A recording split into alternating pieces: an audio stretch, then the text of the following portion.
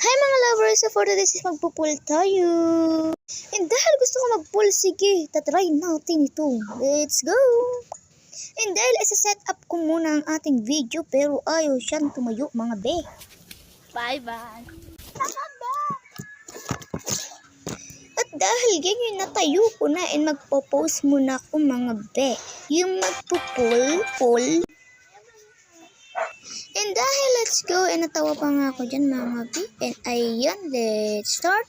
Kukunin ko na yung number 1 and number 2 na picture. Isi-set up na natin yan mga be. Ilalagay na natin yan.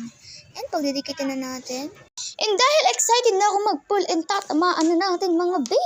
Napakadulas.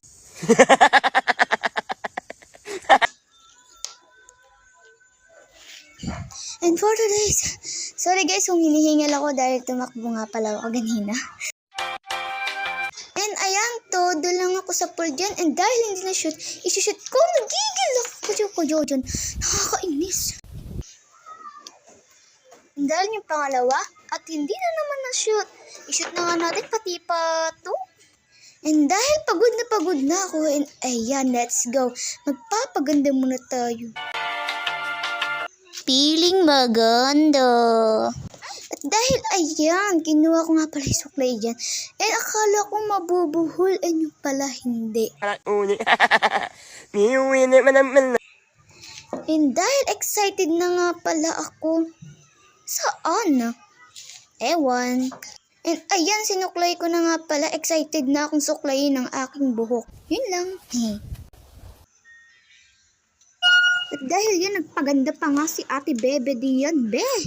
Tandaan mo, di ka maganda. And dahil, ayan, let's go. Dahil titignan ko yung ating oras. At dahil ang oras natin ay 5:20 na, papatayin ko na. Ay, di pa pala napatay. At dahil namatay ko na, ay char, ano daw? And let's go to the freezer. Tingnan nyo ang aming freezer. Napakaganda ng nakalagay. Napakaganda ng aming rep. At dahil madlang people, char. And sige na, babay na, alis na ako. Love you all.